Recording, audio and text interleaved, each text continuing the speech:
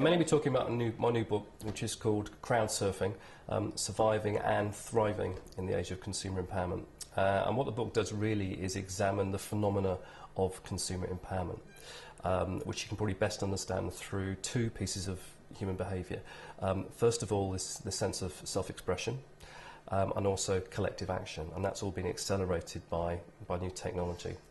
And the sense is actually this gives some very interesting challenges and opportunities for anybody in business or in politics or any institution for that matter. How do they deal with the expectations and the new types of behaviour of empowered consumers?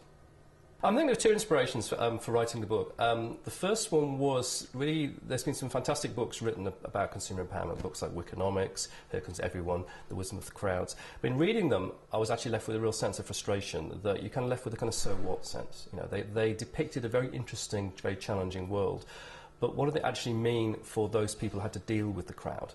You know, what did it mean for those marketeers, those corporate PR professionals, those politicians? How do they actually respond to this? You know, how do they find the balance? I think what I thought was important to actually look at how real businesses and real politicians, in that sense Barack Obama was a godsend, to understanding how are they dealing with empowered consumers? You know, what are they getting right? What are they getting wrong? What lessons can we learn? So I think that was the first motivation. The second one was, in a sense of frustration. I started off in the PR industry. I did 13 years in the PR industry and latterly ran quite a big agency in London. And I was talking to an old friend of mine, David Brain, who runs Edelman.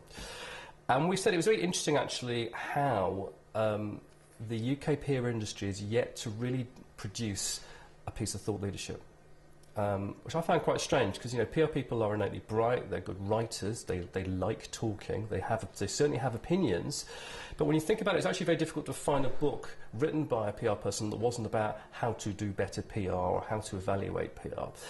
And I still don't think I've actually cracked this one. I don't know why is the industry so reticent. But the feeling was, well, why don't we actually get our heads together and actually produce a piece of thought leadership, a piece of thinking that came out of people with a PR background that looked at what we felt was quite a rich topic.